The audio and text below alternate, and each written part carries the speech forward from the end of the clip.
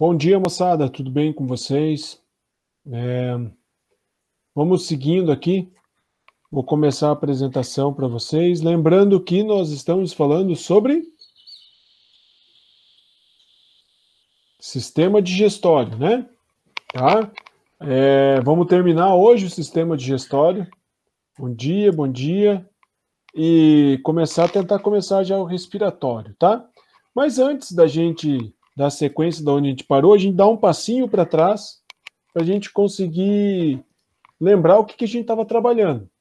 Está aparecendo para vocês as macromoléculas, sim ou não? Sim. Sim? Então beleza. Então vamos lá. Então aqui, ó, o que nós temos aqui? Eu estou mostrando para vocês estruturas celulares e do que elas são formadas. E daí eu tenho elas conforme elas vão sendo, podemos falar de digeridas? Podemos falar de digeridas sim, tá? Então, o que acontece no seu sistema digestório é eu pegar uma molécula bastante grande, nesse caso aqui, por exemplo, eu tenho uma estrutura formada por proteína, e eu vou começar a degradar ela. Aonde que vai começar a acontecer isso? No meu estômago, porque eu estou falando de uma proteína. Eu vou começar isso com a ação da pepsina e vou diminuir essa estrutura para uma molécula um pouquinho menor. São vários aminoácidos ainda, mas menores. Aí vou continuar isto posteriormente no duodeno. Lá no duodeno eu vou continuar diminuindo para dois peptídeos ligados, depois peptídeos soltos, e assim eu vou conseguindo transformar uma molécula bastante grande numa molécula pequena. Aí a pergunta é, para que eu faço isso? Porque imagina, moçada, você pegar uma proteína com 2.000 aminoácidos. Como é que isso vai ser absorvido? Não vou conseguir absorver. Então eu preciso diminuir isso para moléculas formadas por 10 aminoácidos, que são os oligopeptídeos. Depois eu pego isso e transformo em 2 AAs ligados, que são os dipeptídeos, que já são moléculas que o meu organismo vai conseguir absorver, tá? Se eu pegar o DNA, que é esse meu outro exemplo, ele vai ser desenovelado, ou seja, eu vou esticar ele e depois eu vou quebrá-lo em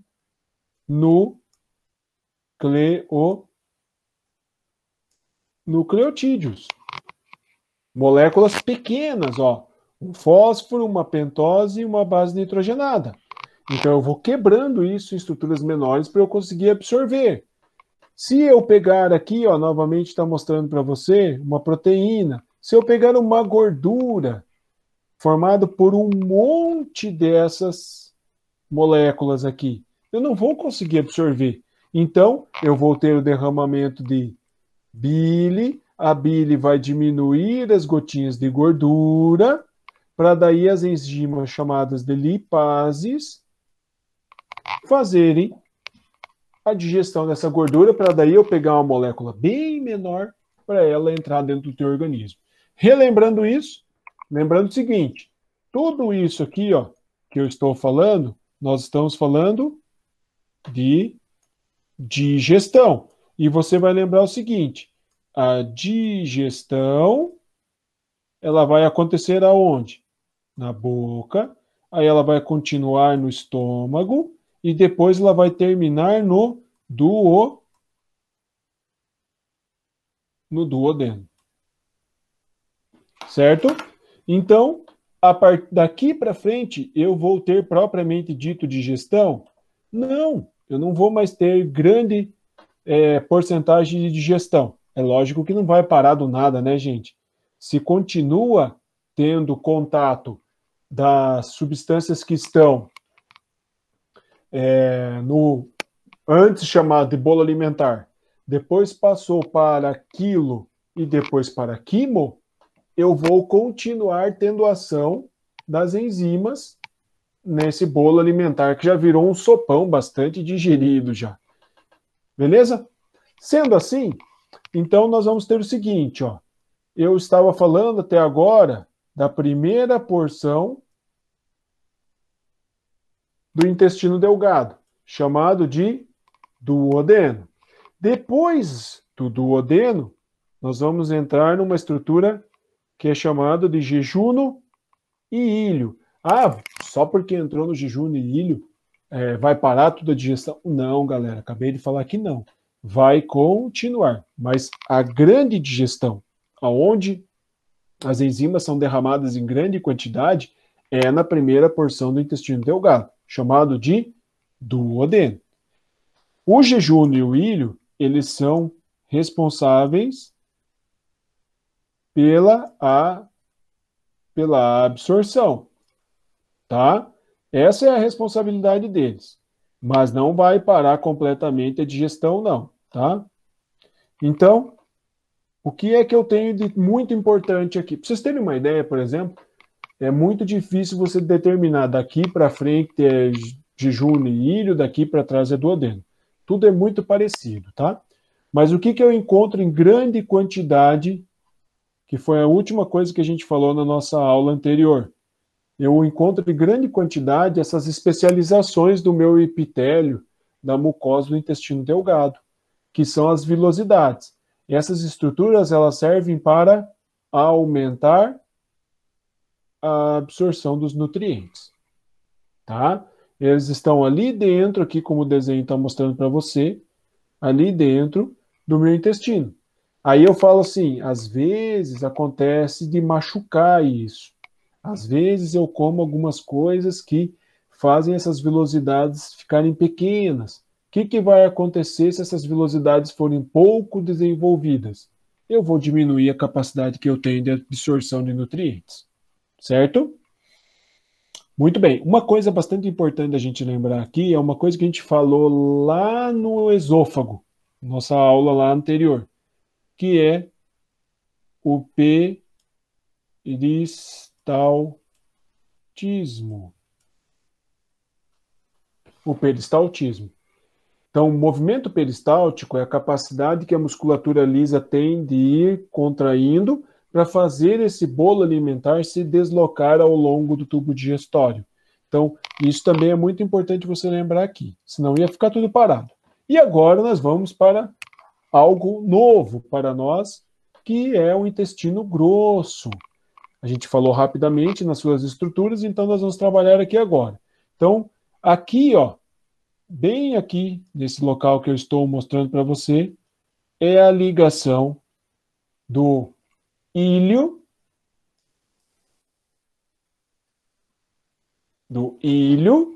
com a primeira porção do intestino grosso, que a gente chama de seco.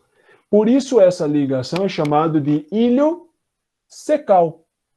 Ilho secal. Então vai sair aquela sopa, um negócio que parece um mingau, e vai cair no meu intestino grosso. Então, a partir desta porção, já eu estou falando de intestino grosso. E daí aqui, ó, você está vendo que tem um rabinho aqui? Esse rabinho, que fica na primeira porção do intestino grosso, é uma estrutura bastante famosa, por isso eu vou pintar de outra cor.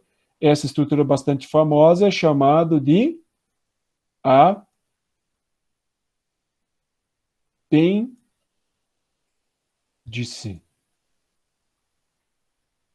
Apêndice. Então, isso daqui, ó, é chamado de apêndice. Esse apêndice é chamado de apêndice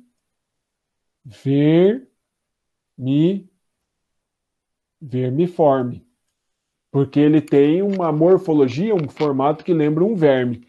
E é nesse cara que acontece muitas vezes uma inflamação, que vocês já devem saber que é, né, chamado de apendicite. O que termina em ite é inflamação. Então, a inflamação do apêndice, dessa estrutura aqui, ó, nós chamamos de apendicite. Aí presta atenção, galera. Pode cair um restinho de comida ali.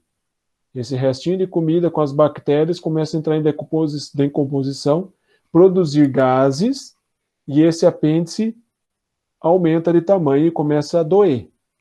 Se eu não fizer a intervenção cirúrgica, ele vai romper. E daí aqui, ó, você está vendo que está desenhado o teu abdômen, ó. Ele vai romper e as substâncias que estão aqui dentro vão cair no meu abdômen. Lembrando o seguinte, substâncias que estão aqui dentro estão indo para o processo de formação de fezes, que vai acontecer ao longo do meu intestino grosso. Então, o que vai acontecer? Vai liberar um monte de fezes dentro da sua cavidade abdominal. Então, você vai sujar os seus órgãos internos todo com fezes. Lembrando que uma porcentagem extremamente alta das fezes é bactéria. E eu vou correr um grande risco de uma infecção generalizada. Ou seja, o apêndice estourando, a chance de você não conseguir se recuperar é muito grande. Muito grande. Por isso começou com uma dorzinha. 2 dedos abaixo do umbigo. 2 ou 3 dedos ao lado, para o lado direito do umbigo. Começar a doer, pode ser apêndice, tá? O apendicite. Vamos lá. E daí eu vou ter assim, ó, essa estrutura aqui,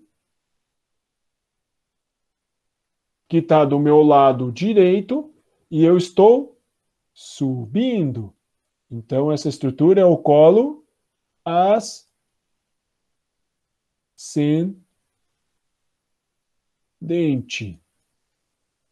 Então, colo ascendente. Essa porção que está atravessando um lado ao outro do teu abdômen é o colo transverso. Agora eu estou descendo, ó. Desci. Então é o colo descendente.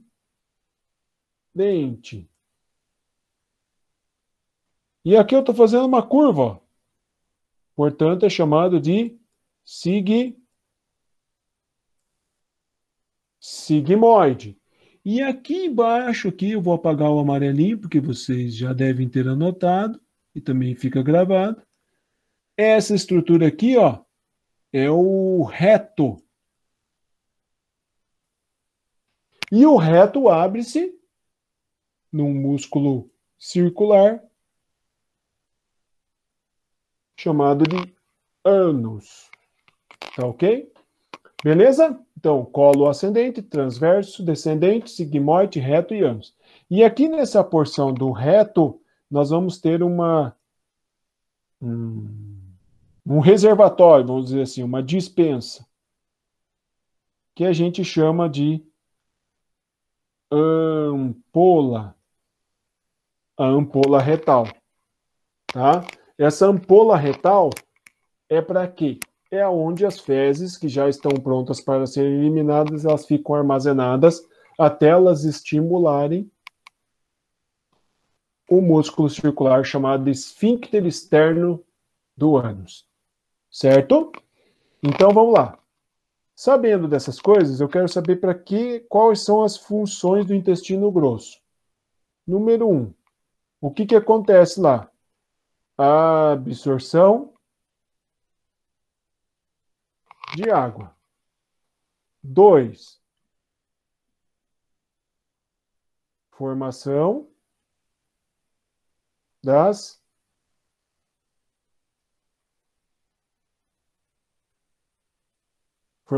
fezes.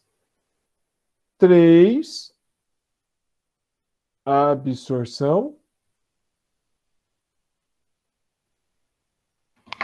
de sais. Tá? Então, absorção de água, a formação do bolo fecal e absorção de sais. Também tem a produção de vitaminas certo?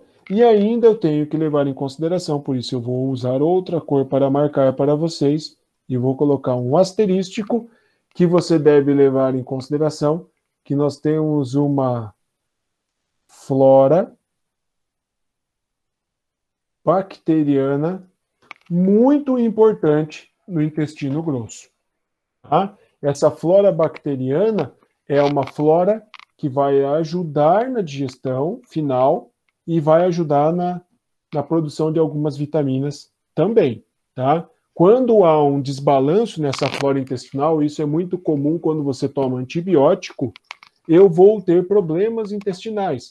Ou eu vou ter o aumento do fluxo do bolo fecal, ou seja, vai te dar diarreia, porque outras bactérias vão sobressair, podem produzir toxinas, ou eu vou ter uma diminuição desse fluxo, eu vou ter prisão de ventre. Por isso é muito importante você manter uma flora bacteriana saudável no teu intestino. Como é que eu faço isso? Através de uma alimentação balanceada, tá? Comendo bem. Então, olha lá, ó, novamente, aqui, ilho, aqui, a primeira porção, que é o seco, o apêndice vermiforme, aqui da onde está vindo, do intestino delgado, aí eu vou ter colo ascendente, transverso, descendente, sigmoide, reto e o ânus. E aqui eu vou ter a ampola retal que vai fazer o armazenamento do bolo fecal. Aí como é que faz? O que acontece para você eliminar? Então você tem que imaginar assim, ó. O músculo do ânus é um músculo circular. Igual a gente tem na entrada do estômago, na saída do estômago, e mais ou menos parecido com o que a gente tem quando passa do ilho para o seco. Tá? Então, as fezes, quando enche a ampola retal, elas encostam no músculo, o músculo relaxa e deixa sair.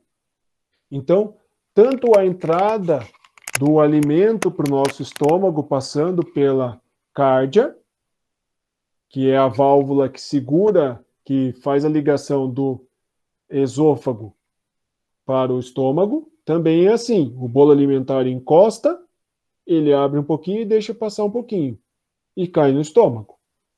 A saída dele para o intestino delgado também mas é uma estrutura chamada de piloro. Inclusive, é interessante, assim, ó, você já teve azia? Azia, o que é? Azia é o quê? A volta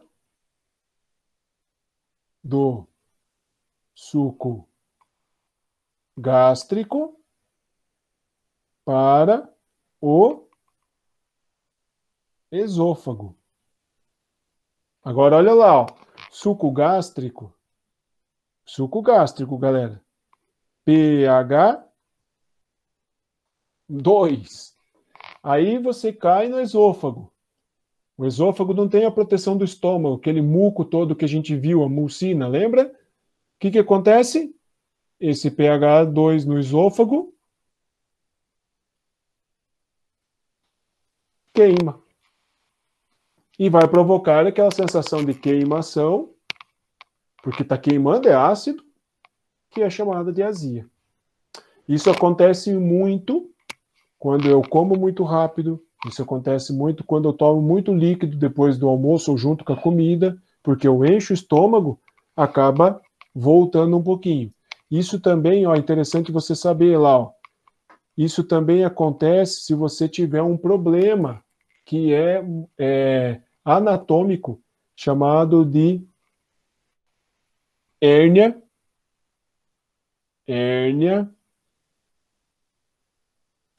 de hiato. Tá? Hérnia de hiato. O que é hérnia de hiato? Hérnia de hiato é quando o músculo circular da cárdia, que é a entrada do estômago, ele não se fecha completamente. Então imagina que fica um pouquinho aberto. Aí o suco gástrico que está ali no estômago acaba voltando um pouquinho, e isso é recorrente, porque o músculo não consegue se fechar totalmente. Esse é um problema que é muito comum nos recém-nascidos. Logo quando a criança nasce, ainda não terminou de formar todas as estruturas, ainda não está forte. Então, é muito comum a entradinha do estômago ali ficar um pouquinho aberto. E daí fica voltando o suco gástrico, aí queima o esôfago, o nenê chora um monte. Então, mas isso normalmente, já 2, 3, 4, 5 semanas de vida, termina o desenvolvimento e ele consegue fechar, e daí esse problema acaba, tá? Se não acontecer isso, ou se algum de vocês tem, ou a gente desenvolver, faça uma cirurgia para corrigir isso. Bom, vamos lá. Terminado o sistema digestório, que é bastante longo, bastante complexo, a gente entra em sistema respiratório, galera. Sistema respiratório um pouquinho mais simples, tá? Que nós vamos ter aqui, ó, esta parte do sistema respiratório, nós chamamos de vias aéreas superiores, tá? E depois nós temos ali, ó, as vias aéreas inferiores. Bom, mas para que serve o sistema respiratório? Qual é a função do sistema respiratório? Ele serve para trocas gasosas, certo? Trocas gasosas, daí você vai usar o termo seguinte, ó,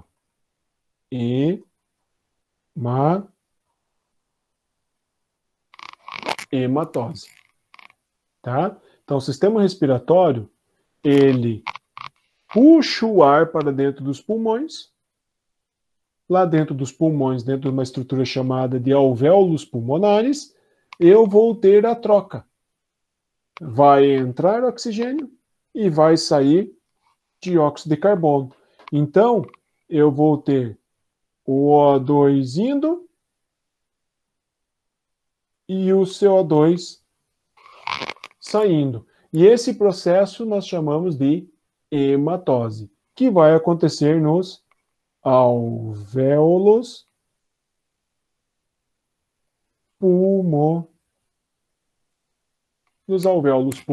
Bem fácil, né, galera? Por enquanto. Vamos lá. Então, o que eu vou ter? Cavidade nasal. Cavidade nasal. Bastante importante, vascularização da cavidade nasal, para aquecer o ar, para o ar entrar no meu corpo aquecido, e é por isso que acaba ardendo quando está muito frio. Aqui na cavidade nasal, eu não posso deixar de falar da estrutura que é o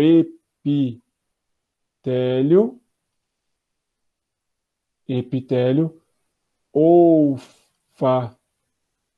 caramba, ficou feio isso. Olfativo, que é onde eu cheiro, desculpa, que é onde eu sinto o cheiro. E depois nós vamos ter faringe, e na faringe nós temos a famosa epiglote, que quando o alimento vem na boca ou líquido, ele empurra e fecha essa passagem aqui, ó. E o alimento vai descer paralelo, mas vai para o meu estômago. Quando é o ar,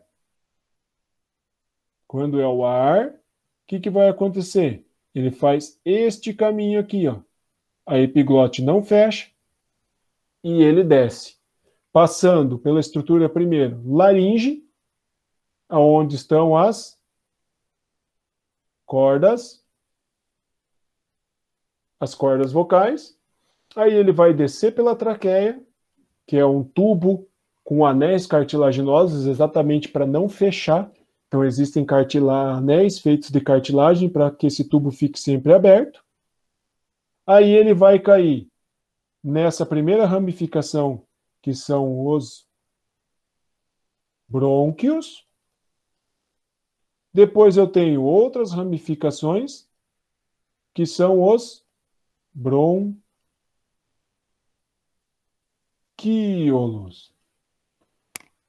E na pontinha desses bronquíolos, o que é que eu vou ter? Os alvéolos. E daí nós começamos a falar um pouquinho isso aqui, esse slide é bastante importante agora, para você entender isso aqui, ó. Esses negocinhos com as bolinhas brancas aqui, o que são? É o corte das tuas costelas. Caixa torácica. Está representando as suas costelas. Então, o meu pulmão, se você observar bem, ele está intimamente ligado, ó, com a minha caixa torácica. Ó. Ele está praticamente grudado na minha caixa torácica.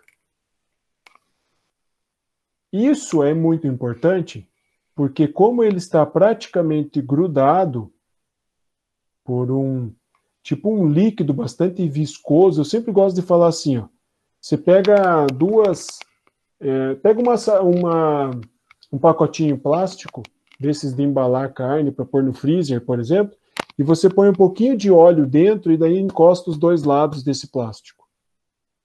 Eles vão ficar coladinho. Você consegue separar, mas ele tem uma resistência. Então, é mais ou menos isso que acontece. Existe um líquido que acaba colando os pulmões à caixa torácica e também a essa estrutura aqui, exclusiva dos mamíferos, chamados de diafragma, que é um músculo. Quando você promover a contração dos músculos intercostais entre as costelas e a contração do diafragma, o diafragma ele vai descer. Quando ele contrair, ele vai descer. E quando os músculos intercostais contraírem, eles vão